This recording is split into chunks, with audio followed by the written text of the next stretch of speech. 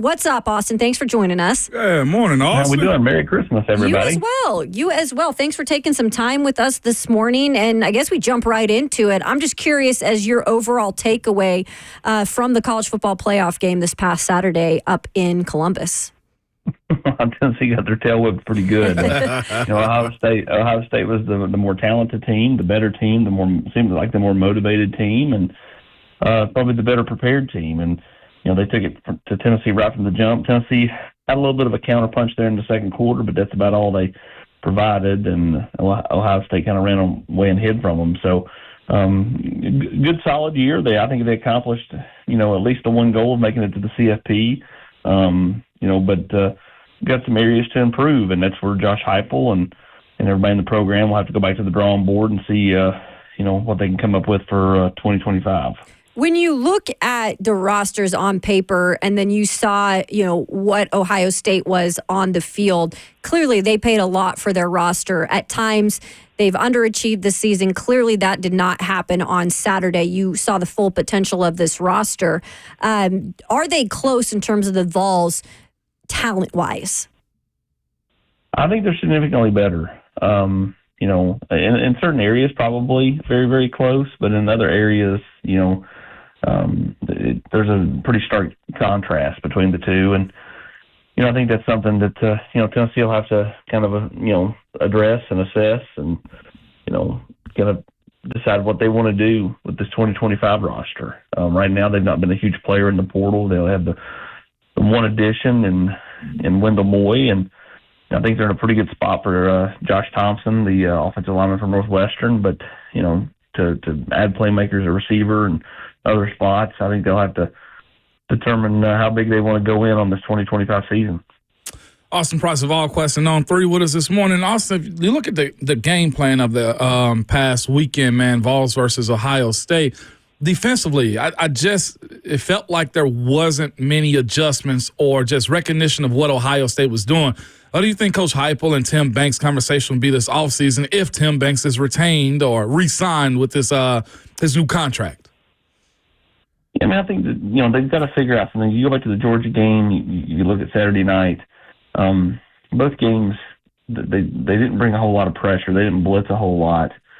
And, Will Howard and Carson Beck, as Eric Kane would say, they baked cookies back there as they completed passes. And, I think were there adjustments? I don't know. Maybe schematically that, the untrained eye doesn't understand, but it didn't feel like there were. And I think that's the biggest thing for fans is trying to figure out, like how do they adjust? How do they stay away from those situations going forward? And I think that's something they'll have to figure out. It will be rehashing a little bit the Ohio State Vols matchup with Austin Price there. Austin, and even on the other side of it, too, offensively, I know Dylan Sampson wasn't as available as you needed him to be, but when you look at Ohio State's defense, the way they kind of put a shell on the back end of that defense to where the Vols couldn't go down the field. And, of course, the rush that they had got to Nico also from time to time. Do you think Heupel and his staff do some reevaluations into what they want this offense to look like? Because when you run into a juggernaut with an Ohio State or Georgia or Notre Dame for that matter, there has to be a pivot, and that's why I hope Heupel and his staff try to moving forward. Yeah, the offense hasn't looked the same as it did in 2022 the last couple of years. And I that was one big surprise. I thought this year it would look more like 2022. I thought, last year, the notion was it was hampered by Joe. But obviously, you look at this year, it looked, very similar to last year. And, Nico had some growing pains. He had some moments of where he, played really well, but he also had some moments where, he looked like a redshirt freshman. And, the offense, it just didn't, they couldn't protect. And when they could protect, the wide receivers couldn't get open. And that's a terrible combination to have. So, I do think they have to go back and self-evaluate and figure out what kind of adjustments and changes they want to make on the offensive side of the ball. I'm sure some of the rule changes have hampered the style of play they want to play a little bit, but it's just such a stark contrast from 2022 when Jalen Hyatt was running so wide open against everybody. That's the struggle for anybody watching this team the last couple of years is like, what is it? What happened for it to be so different? For sure. Austin Price of VolQuest joining us this morning, talking a little bit about the Vols. So, Austin, I'm curious with, the transfer portal open right now, and like you said, they haven't made as many moves. What do you feel about this wide receiver core for the Vols? And you go and compare them against maybe what the Buckeyes have. That's a little unfair. But how much do you feel like they need to maybe revamp that room? And what more do you need to see out of that position moving forward to make this offense work? Well, I mean, right now they've been a group that struggled to get open at points in time. There have been points in times toward the back end of the year where Tennessee got guys open and Nico didn't find them. So I mean, it's never just one person. But the other night, they really struggled, and in 2025, they need Mike Matthews to take a step. Chris Brazzell needs to have a big jump in year 2. Too many times he struggled to catch the ball this year. They need Brandon Staley to build off what he was able to get done the other night against Ohio State and be a force in the slot. We'll see what happens with Squirrel White. Is he back or is he not? They need some of these wide receivers to really take a step and improve heading into next year. And they probably need to go to the portal for a spot. And then that's one of the more lucrative positions or positions where guys are asking for the moon and, how big does Tennessee want to go, at the wide receiver spot. In that same context, Austin, switching sports just real quick, what's the conversations up on Rocket Top, man, about Cam Carr jumping into the portal with the team being the number 1 ranked basketball team in the country right now? I know Coach Barnes said he was shocked. And what's the conversation up there, though, right now?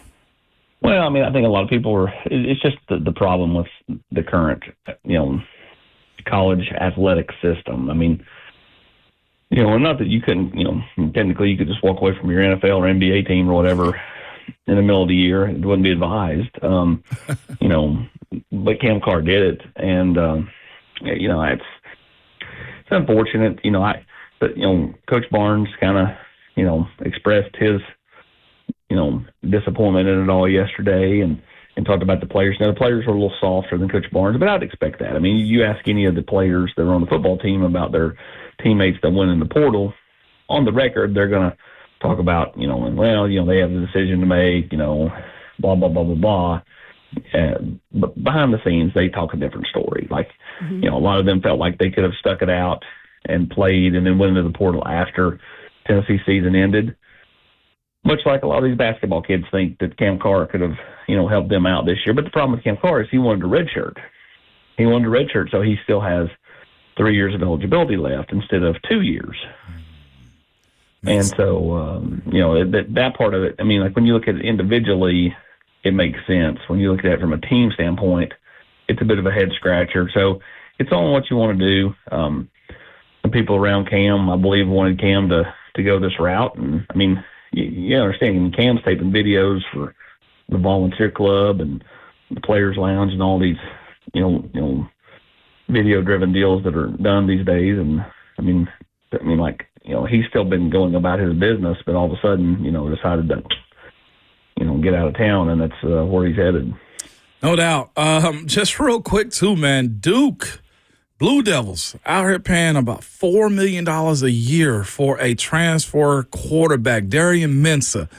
Austin, how much more crazier this is going to get before there's a salary cap and a CBA, collective bargaining agreement, in college football? That's a great question, Ramon. That's a great question. It is Pandora's box. They opened it. Now they don't know how to close it. And, it's unfortunate because a lot of kids don't understand their value. The ones that barely play think that they ought to be getting paid hundreds of thousands of dollars. And, it's a bit of a warped system. It really is. It's a warped system. And, I'm all for the kids getting paid. I just think there's got to be some structure to it. And that's part of the problem is these agents, and there's lots of those agents. They take advantage of these kids, and the kids do what these agents say because they think they can get an extra $50,000 or $100,000 out of it. And, sometimes it puts them in a bind. I mean, there've been players that left here because an agent said, "Man, I can get you money," and then they get out there and they don't get the money they thought they were going to get, and all of a sudden they're on a worse team and a worse program with worse facilities, and it's like, what do I do? Yeah. So, you just got to be careful who you listen to, and not all agents are created the same either. I mean, some are really, really good at what they do. So it's just an interesting time, and you're right. The rubber's got to meet the road at some point, and change has got to happen to kind of give everybody some guardrails to feel safe, the teams to feel safe that this isn't going to happen middle of the season and type stuff, and then the players to feel safe to know, hey, I've got somebody that I know exactly what I'm worth. I know exactly what I'm going to get, and so on and so forth. And they got to get past the they got to get past the NIL part of this though. Like, it's got to just be pay for play, and that's the problem. Is you have to. I mean, too many times. I mean, it's all been pay for play. Let's just call it what it is. It is. And when you also mention agents, and these aren't like certified agents either, right? This could be a family friend that's an advisor as it pertains to who's doing these deals. Sometimes. Okay. There's a lot sometimes, but a lot of times, I mean, you're just getting some agents in there that maybe aren't as experienced, they've just kind of decided, hey, that sounds like a good way to make a buck, so they they go that route. I mean, like, it's a thrill man. Like I've said since the beginning, it is Back to the Future, and you're barreling down the road at Biff, and you're Marty, and you just hope to not end up in the manure pile, because that means you're playing a big game of chicken in this in a lot of ways. Great way to put it. He is Austin Price of VolQuest. Go check out his work. Great work as always, Austin. We appreciate you. Happy holidays. Merry Christmas. We'll talk to you next week. Absolutely, man. Merry Christmas. Good. Merry Christmas to everybody, too. He is Austin Price of VolQuest. Appreciate him coming on, taking some time on this Christmas Eve, talking a little Vols, and going back to the Cam Carr situation in terms of him transferring here mid-season. And he also said he wanted to redshirt, basically, because he has been dealing with that injury, and maybe that's part of it too, as Austin inquired. There's just a better way, I think, to deal with it. Maybe Coach Barnes is, from my understanding, I've met him and been around him also, and I know Savage knows him really well too, has always been an understanding guy. He's a hard guy, but he's an understanding guy. He's like an old school new coach. Do you get what I'm saying? He's like, he adapted. understands the new world of coaching, but he also is very old school. Yeah, he has his ways for sure. I would have hoped if he wanted to redshirt because of the injury, right? Yeah. And having a hard conversation with Coach Barnes, like, hey, this is for me. And I promise, like, I don't know if there was a promise that could have been made, because nobody cares about promises or deals anymore, because you can leave anytime you want to as far as the portal is concerned. But I feel like, because I'm a Vols fan too, and this is me being just orange as can be, a conversation could have been had to keep him around. Yeah. It just seems like he's hustling backwards as it pertains to leaving the number one team. A coach that has a whole lot of history and respect around college basketball. And an understanding of players. Like, we've seen different situations where Rick Barnes has worked with these players there to help them figure out a way to stay, right? And then, of course, like, having the ability to put guys in the league. Like, Grant Williams is on a second big contract right now. Admiral Schofield is still playing professional ball right now also. Like, there's a lot of guys. Dalton Connect, who he handpicked out of the portal. That's what I'm saying. Like, and then, of course, Chaz Leonard's right behind. Yeah. I think Zakai might have I think Meshack might have a pathway because of his defense. And Igor Milicic, like, they have that type of group. And of course, I always like to work stuff out, or, try to find the silver lining in a lot of things. I couldn't understand it. But Cam Carr and his camp knows what's best for them. And sometimes, Kayla, you just got to wash your hands, accept it, and just move on and be like, all right, well, lesson learned. Maybe there's something that Coach Barnes has to correct moving forward to where, he made a mistake somewhere. I don't know what it was, but if it was just simply a red shirt, maybe that could have been discussed in the summertime. Yeah. I don't know. It's fluid. It's crazy. Also, when you had asked the question, which we touched on earlier, about getting paid in terms of quarterbacks nowadays, and what Darian Mensah, the transfer quarterback from Tulane, now going to Duke, reportedly making $8 million for 2 years. It hasn't been like official yet, but that is the word now that we're hearing from everybody, which he could be making more than some coaches, including Clark Lee, making 4 times more than Brock Purdy in terms of a NFL quarterback. For right now. For right now, Yeah, exactly. Purdy will get paid at some point. But Austin also in belief that at some point there is going to have to be something that is worked out with either a salary cap or certain contracts that are going to have to happen. Else this entire foundation of college football it's just going to be a mess. It's going to be crumbled. It is, but it's going to have to crash and burn first. I do agree with Austin on that one. It's going to have to crash and burn. Somebody somewhere is going to get burned really bad as it pertains to, what they paid a player. And most people on the outside are going to be like, so they've been ripping players off for years, and they have. I've always felt like athletes should get paid. But it's going to have to crash and burn first. That's the only pathway to really getting some regulations behind it. But, of course, then is revenue sharing. Will they, at that point, get Madden check or NCAA checks? And the distribution of money from school to school, what levels do you go to? How far does it go down? Because they're making money. It's a matter of how you get a standard and how you're going to operate for me.